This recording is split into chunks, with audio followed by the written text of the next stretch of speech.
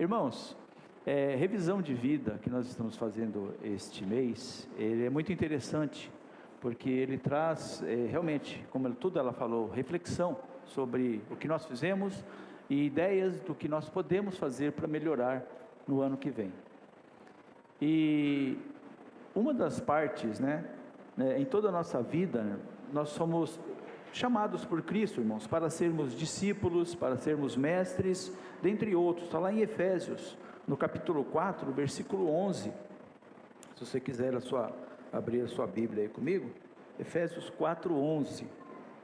Os irmãos forem mais rápido aqui, eu leio com eles aqui, ó.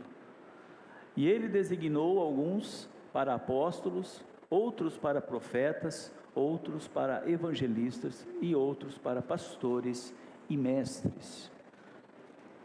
Todos estes encargos, são para que nós servamos a igreja, estivemos na presença do Senhor, servindo Ele.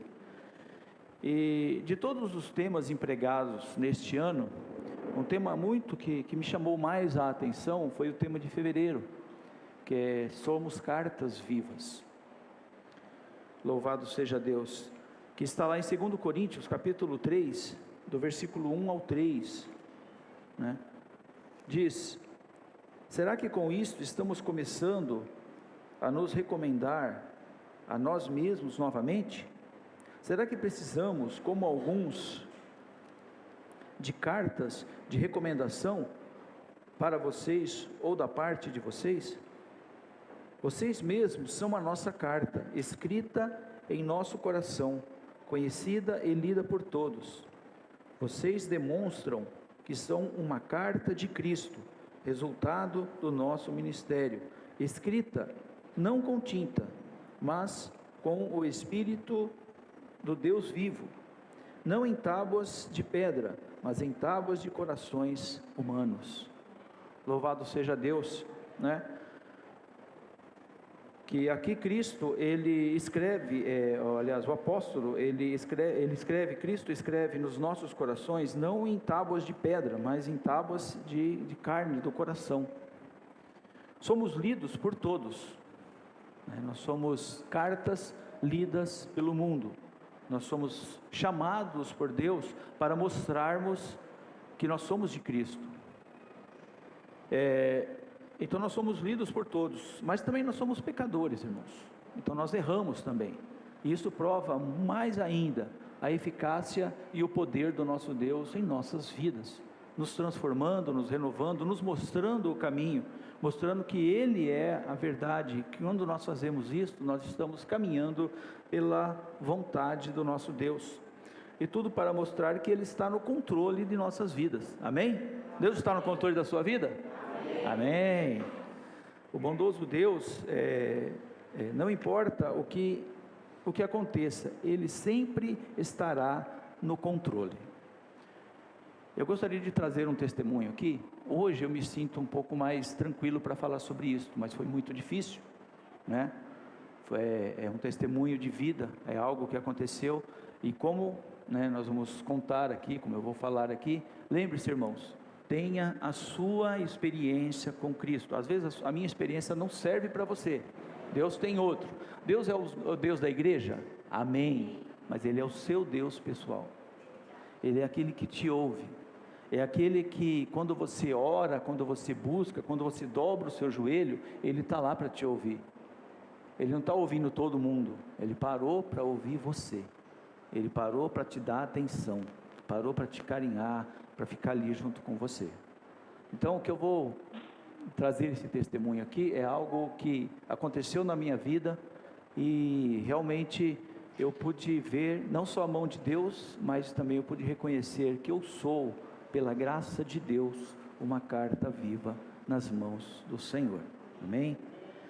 Era agosto de 2020, os irmãos lembram de 2020, 2019, 2020, nós estávamos na pandemia, a igreja não podia se reunir, toda aquela confusão, aquela comoção, e pessoas morrendo o tempo todo, uso de máscara, e toda aquela correria, Era agosto de 2020, e estávamos completando 32 anos de casado. Fomos passear uma semana em Caraguatatuba, né? Naqueles dias a gente podia viajar desde que usassem as máscaras e tudo normalmente. Eu e a Rosana, nós estivemos ali em Caraguatatuba, né? E logo quando voltamos, nós pegamos o Covid. Ainda não se tinha vacina para ele, era terrível, né? Então a gente não sabia exatamente o que ia acontecer, nem como, nem nada. Estávamos completamente nas mãos de Deus. Para mim, o médico passou um remédio que na época era azidromicina, não sei se alguns irmãos chegaram a tomar. Então, mas esse remédio para mim deu alergia. Deu alergia, irmãos. O médico suspendeu o remédio e falou assim: olha, o jeito é você curar em casa. Se você morrer, o azar é seu, porque não tem o que fazer por você. Você vai ter que se curar em casa.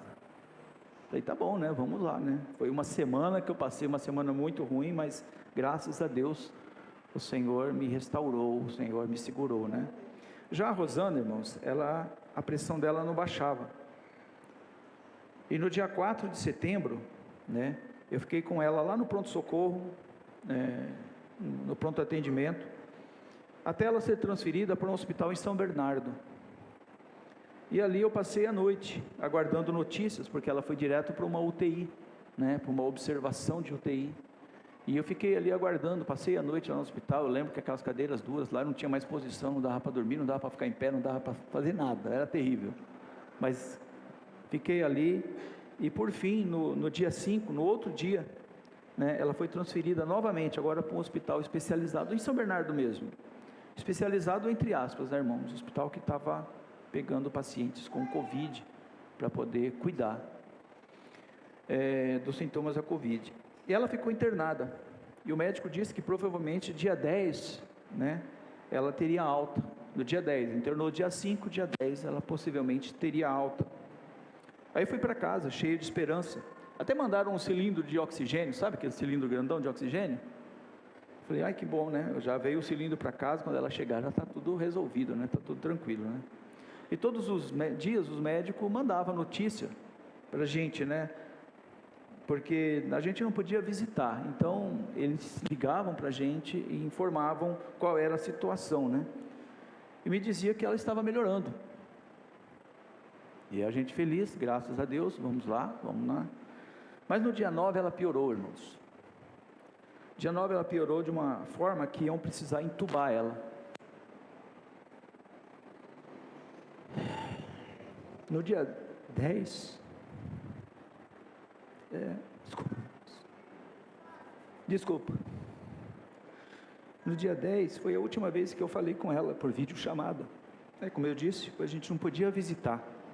O médico fez uma videochamada, explicando, e ela falando para mim que precisaria entubar. O médico falou que precisaria entubar para poder cuidar melhor dela. Aí começava uma batalha mais intensa, né? A gente já vinha em oração, em jejum, mas aí começava uma batalha mais intensa de jejum e oração, irmãos. Né? Leituras, orações pela madrugada, dias angustiantes, esperando a notícia, né, dos médicos, noites quase sem dormir. Eu dormia cerca de 1h30, 2 horas, e levantava para orar e continuava. E as notícias que começaram a vir não eram boas, porque ela tinha sobrepeso, e ela tinha diabetes, e atrapalhavam muito a movimentação dela no leito. Então, era uma pessoa que quando você virava no leito, simplesmente aquilo, a pressão dela disparava, tanto que ficou direto na noradrenalina. Quem conhece sabe, né, que isso aí é para manter a pressão, né, funcionando, regulando a pressão, porque senão a pessoa vai a óbito rápido, né? Então eles fazem isso para poder ajudar. Então a movimentação dela no leito não era muito possível, então era muito difícil, tinha que ficar praticamente numa posição só. E foram se passando os dias, e nada mudava. Pelo contrário, começaram a aparecer infecções hospitalares, porque você está num hospital, e aí já foram passando alguns dias, e nada, e os médicos começaram a ver, e aí começaram a usar outros medicamentos para poder controlar essas infecções hospitalares, né? Os seus rins começaram a parar estavam parando de funcionar ao ponto dela precisar fazer hemodiálise. Lá no hospital, na UTI, mesmo sedada, eles tinham que fazer hemodiálise nela, né? Os médicos já não davam muita esperança, mas nesse tempo, as orações da igreja me fortaleceram. Recebi muitas orações dos irmãos. Eu lembro que a Deise, a Leise e a Dayana me mandaram um vídeo também, orando e cantando também, né, sobre o cuidado de Deus, né, que o cuidado era de Deus e que o meu trabalho era descansar nele, né. Isso veio fortalecer muito. A gente não tinha como se reunir, mas os irmãos estavam orando, os irmãos estavam juntos, nós estávamos buscando ao Senhor. Então essas mensagens que vinham sempre me confortavam. Lembro de uma noite também, irmãos, em que Deus me fez lembrar uma canção do Ademar de Campos. Os irmãos conhecem o Bem Maior, né? Baseado em Jó 42:5. Você pode colocar aqui para mim, por favor? Jó 42:5. Só depois de passar por toda aquela provação, ele acaba também se tornando uma carta viva nas mãos de Deus. E ele diz: os meus olhos já tinham, os meus ouvidos já tinham te ouvido a teu respeito, mas agora os meus olhos te veem. Era exatamente isso que eu estava vivendo pela madrugada. Eu já olhava para o Senhor. Antes eu ouvia falar muito de Deus, mas agora eu estava vivendo isso. Estava vendo como Deus é maravilhoso, como Ele sustenta as nossas vidas. E continuamos em jejum e oração. Eu não falava muito o que os médicos passavam. Na realidade, as informações que eu passava nunca eram inteiras, porque os médicos passavam muito mais coisa. Mas eu falei assim, eu não vou passar tudo isso, porque as filhas dela, né, as nossas filhas, elas não ficariam muito mais tristes, né? Então eu passava apenas algumas coisas que o médico passava, né? Sejam de bom ou de ruim. Mas eu colocava tudo isso em oração, irmãos, tudo diante de Deus. Então eu falava algumas coisas. Nesse período em que ela estava internada, eu consegui fazer 4 visitas, me liberaram 4 vezes para fazer visita, e tivemos a oportunidade de orar por ela, mesmo sedada. Aí no dia 15 de outubro do mesmo ano, recebi a notícia de que eles não tinham mais o que fazer, pois as pontas dos dedos haviam ficado roxas, né? Estava sendo mantida, mas já... Os irmãos sabem, né? As pontas começam a ficar roxas, os medicamentos já não fazem mais efeito, a pessoa já não está mais respondendo aos tratamentos. E no dia 16 de outubro de 2020, né, à 1h30 da manhã, me ligaram. Eu já trabalhei em hospital, irmãos. Eu sei que quando o hospital liga pela madrugada, a gente sabe que a notícia não é boa. Então eu já sabia a notícia, né? O que era, o que eles já tinham mandado. Ali naquele momento eu dobrei os joelhos e agradeci a Deus pelos anos de convivência e por todos os benefícios que o Senhor nos dera. Foram 32, 34 anos juntos, e eu agradeci a Deus. Falei, Senhor, muito obrigado, porque até aqui o Senhor me sustentou, nos sustentou, derramou a tua graça, mostrou a tua misericórdia, esteve conosco, né? E resolveu o Senhor levá-la. O que eu ia fazer, né? Era agradecer a Deus pela oportunidade, irmãos. Quem conheceu ela sabe, né? Pessoa que alegre e disposta, estava sempre aí para ajudar, para fazer as coisas. O que ela podia fazer, ela fazia, e estava sempre aí. Realmente ela era assim, uma pessoa também diferenciada. Aí eu fui para o hospital, né, fazer o reconhecimento do corpo, isso por foto, porque a gente não podia ver, né, não podia ter. Depois eu avisei a todos, né, aí fui tomar as providências para o sepultamento, caixão lacrado, por ser Covid, não podia nem fazer o velório, não teve velório, não teve nada, o pastor teve lá, né, era chegar e já ir direto, não podia ter, né. E ela se foi para o Senhor. 2 Timóteo 4, 7 e 8, puder colocar aí para mim, eu agradeço. 2 Timóteo 4, 7 e 8, diz assim, foi um texto que me veio à cabeça quando ela faleceu, e ela diz: combati o bom combate, terminei a corrida e guardei a fé. Versículo 8: agora está reservada a coroa da justiça, que o Senhor, justo juiz, me dará naquele dia, e não somente a mim, mas também a todos os que amam a sua vinda. A serva de Deus, que tanto amava ao Senhor, agora estava nos braços dele. No mesmo dia nós a sepultamos.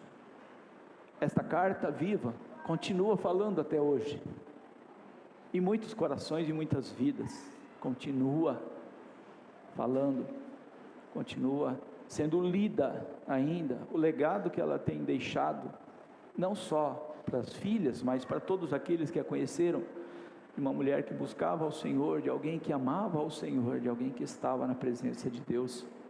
Então, irmãos, por isso que eu tenho que agradecer muito a Deus e louvá-lo todos os dias, porque Ele tem cuidado de nós. Às noites, muitas vezes chorando, sentia o Senhor me abraçando literalmente. Eu não sei se você já teve essa experiência de ser abraçado por Deus, literalmente, de ser colocado no colo dele. Era isso, porque o Senhor, Ele cuida de nós. Ele não só escreve nas nossas vidas, mas Ele mostra para todos que Ele tem cuidado de nós, né? E aí, irmãos, vamos tocar a vida, né? Porque graças a Deus o Senhor resgatou a sua serva, Jesus veio para ela, e isso conforta o nosso coração muitas vezes, né? De saber que está bem, que agora está com Cristo. Uma coisa que ela falava para a gente era assim: olha, o dia que eu morrer, não ora para eu voltar, porque se eu voltar, eu vou pegar o pescoço do primeiro que estiver na frente. Ela falou assim: quando eu for embora, eu quero ficar com o meu Senhor. Eu falei: tá bom, então ninguém vai orar para você ressuscitar não, fique tranquila, né? Graças a Deus por isso. Uma semana depois, irmãos, do sepultamento, orando pela madrugada, o Senhor me disse claramente: pede uma esposa. Por isso que eu falo para os irmãos, a minha experiência é a minha, viu, irmãos? Você tem a sua, mas Deus fala com a gente o tempo todo. Como eu disse, Ele é Deus pessoal, Ele não é somente Deus da igreja inteira, né? Ele cuida da igreja, mas Ele cuida da gente, né? Eu achei que era coisa da minha cabeça, né? Como a gente é incrédulo, né, irmão? A gente não crê no Deus, né? Aí eu respondi para o Senhor que não era hora de pensar nisso. Afinal de contas era uma semana só, né, irmãos? Falei: poxa, uma semana e Deus já está falando isso para mim? Não, peraí, Senhor, isso não está certo não. E aí, irmãos, Deus continuou falando isso para mim por 20 dias, toda hora orando pela madrugada, buscando ao Senhor. O Senhor, mesma fala: pede uma esposa. Depois de insistir muito, o Senhor comigo, né? A gente é teimoso, a gente, né? Sempre assim. Aí eu falei para Deus, né? Depois que o Senhor falou: pede uma esposa, depois de 20 dias, aí eu, por fim, eu disse para Deus: tudo bem, Senhor, tudo bem, mas olha como somos ousados, vai ser do meu jeito, vai ser do meu jeito. Por isso que às vezes a gente fala assim, quando a gente vai pedir alguma coisa para Deus, a gente não sabe pedir, né, irmãos? Porque Deus, Ele manda mais ainda do que a gente pede, né? Aí eu falei para Deus, falei: Senhor, tudo bem, já que é assim, então eu quero que seja uma serva de Deus. Primeira coisa, não for uma serva de Deus, eu não quero. Foi colocando condições. Falei assim: Senhor, pode ser uma viúva, eu não quero uma divorciada. Nada contra, viu, irmãos? Pelo amor de Deus, eu não quero uma divorciada, eu quero viúva, mais ou menos da mesma idade, se tiver, se não tiver, também não tem problema. Sem filhos pequenos, olha, irmãos, né? E que tivesse a vida estabilizada. Né? Eu trabalho, ela trabalha, né? A gente tem a vida em comum, mas que ela tenha a vida estabilizada. Pois bem, as minhas cunhadas, irmãos, minhas cunhadas são uma bênção, viu?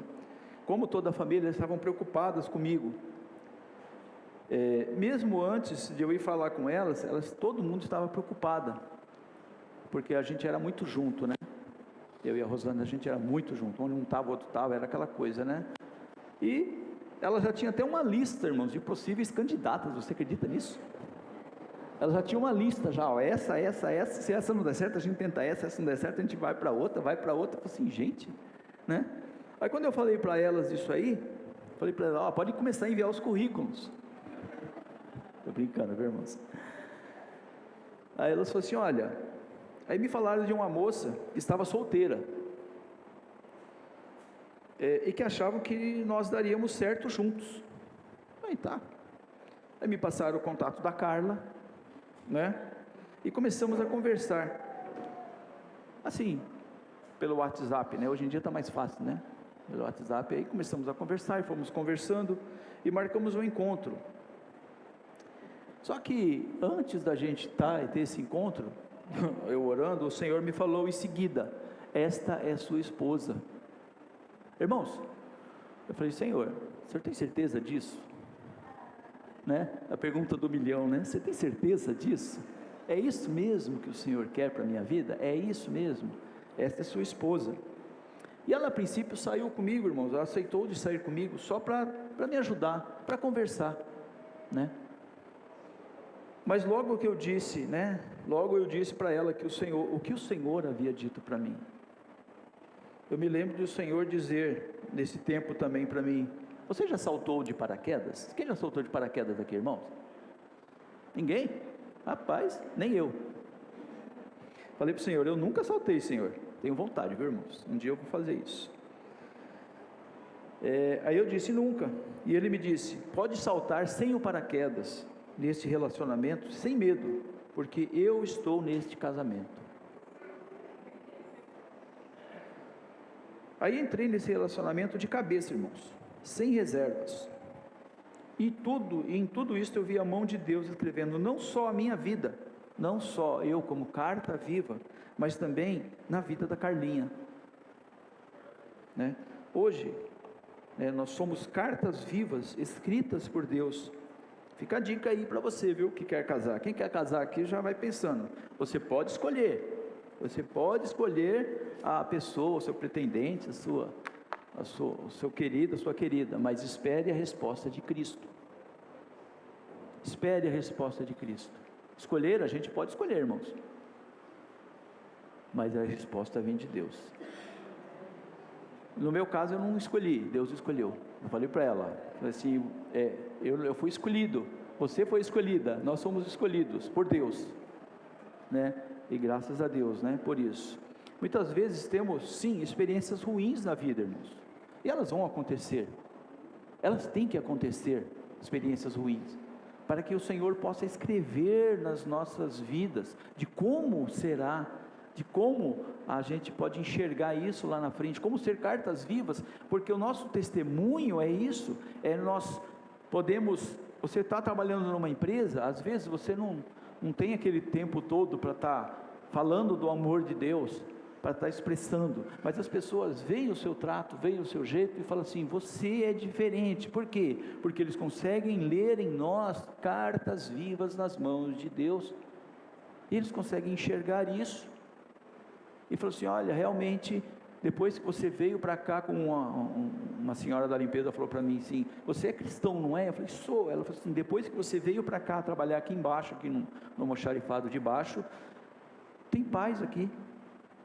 a gente sente um clima diferente, um outro tipo, e olha que ela nem trabalha comigo, eu trabalho sozinho dentro do almoxarifado, e ela é da limpeza, mas ela já percebeu, falou assim, teve uma mudança muito grande aqui, porque você está aqui.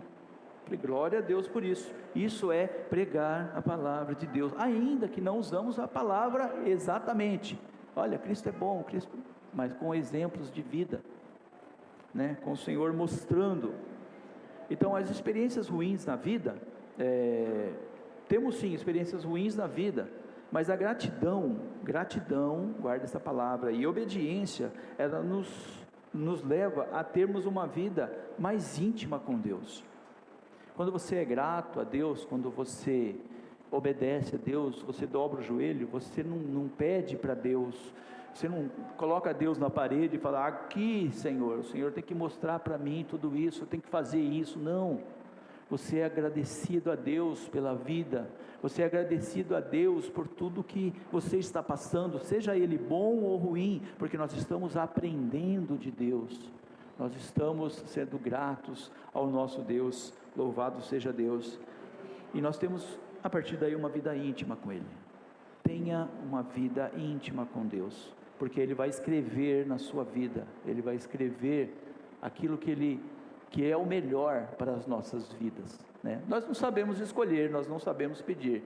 Como eu disse, eu pedi uma coisa, Deus me mandou outra, em alguns aspectos, né? Mandou uma moça cristã, uma serva de Deus. Não pedi solteira, Deus mandou uma solteira. Olha, irmãos, que bênção de Deus, sem filhos. Oh Jesus, que bênção de Deus. Irmãos, quem já criou filho e está criando sabe como é que é a briga, né? Ainda mais filhos pequenos, né? Depois que crescem, viu? Dão mais trabalho ainda, mas, amém, graças a Deus. Vale a pena servir, irmãos, a este Deus, pois Ele tem cuidado de nós. A Bíblia diz que Ele tem cuidado de nós. Hoje, nós somos casados, somos felizes, né, por termos o Senhor como nosso Deus. Ela é uma pessoa maravilhosa, irmãos. Ela é uma pessoa maravilhosa, incrível. Temos a mesma visão de reino, isso é muito interessante para um casal, ter a mesma visão de reino, seguir junto, caminhando com a mesma fé e com o mesmo objetivo no reino de Deus, seguindo, né? Hoje, e somos, como já disse, cartas vivas nas mãos de Deus. Ser carta viva nas mãos de Deus não significa uma vida de mar de rosas, mas é ter paz e gratidão nas guerras, pois Ele tem cuidado de nós. Salmo 37, 5, pode pôr aí por favor, é bem conhecido, Salmo 37, 5, louvado seja Deus. Eu aproveitando os irmãos do som, né, irmãos? O que diz ali? Entregue o teu caminho ao Senhor, confie nele e Ele agirá, ou Ele tudo fará, em algumas outras versões. Entrega, irmãos, se entrega para Deus completamente, deixa Deus trabalhar. Irmãos, se tem uma coisa que Deus gosta de trabalhar na vida da gente, a gente é teimoso, mas Ele gosta de trabalhar na vida da gente, Ele gosta de mostrar os caminhos, as soluções de tudo. Somos testemunhas de Jesus, cartas lidas pelos homens, escritas por Deus, selados com o Espírito Santo da promessa. Glória a Deus, amém. E é isso, irmãos, graças a Deus, né? Para quem não conhecia esse testemunho, né, eu ainda não me sentia, não é seguro, mas eu esperei um pouco mais para que o Senhor pudesse mostrar, né, realmente uma data certa, um momento certo. E eu acredito que, como revisão de vida, né, o pastor foi muito feliz quando celebrou o nosso casamento. Ano que vem a gente já faz 2 anos, viu, irmãos? Estamos começando já, caminhada. E que na minha vida era um recomeço, não sei se o pastor lembra, e na vida dela era um começo. E realmente Deus escreve as nossas vidas, o nosso testemunho, tudo aquilo. Isso sirva para edificação, irmãos. Procure sempre o Senhor, busque ao Senhor, ore, deixe Deus trabalhar, deixe Ele escrever a sua vida, amém? Que Deus abençoe em nome do Senhor, e as palmas louvam ao Senhor.